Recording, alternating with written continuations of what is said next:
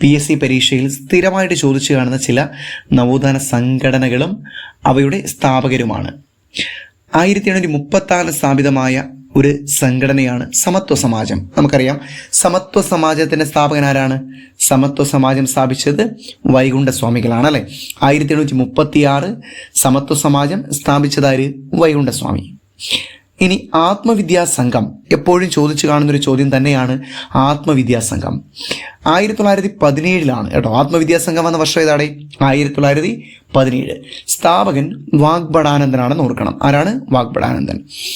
സാധുജന പരിപാലന സംഘം അല്ലേ, 1907 അല്ലേ? 1907 സാധുജന പരിപാലന സംഘം. സ്ഥാപകൻ ആരാണ്? അയ്യങ്കാളിയാണ് അല്ലേ. ആനന്ദ മഹാസഭ വന്ന വർഷം ഏതാ? 1918. സ്ഥാപകൻ ആരാ? ബ്രഹ്മാനന്ദ ശിവയോഗി. ആനന്ദ മഹാസഭയുടെ സ്ഥാപകനെ ഓർത്തോണം. ആരാടെ? ബ്രഹ്മാനന്ദ ശിവയോഗി. ഇനി സഹോദര സംഘം 1917 എന്ത്? സഹോദര സംഘം. സഹോദര സംഘത്തിന്റെ സ്ഥാപകൻ ആരാ? സഹോദരൻ അയ്യപ്പൻ. ആരാണ്? സഹോദരൻ അയ്യപ്പനാണ്.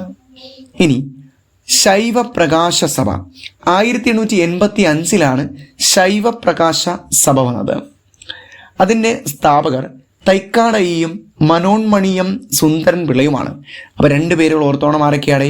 തൈക്കാടയ്യ, മനോന്മണിയം സുന്ദരൻ പിള്ള.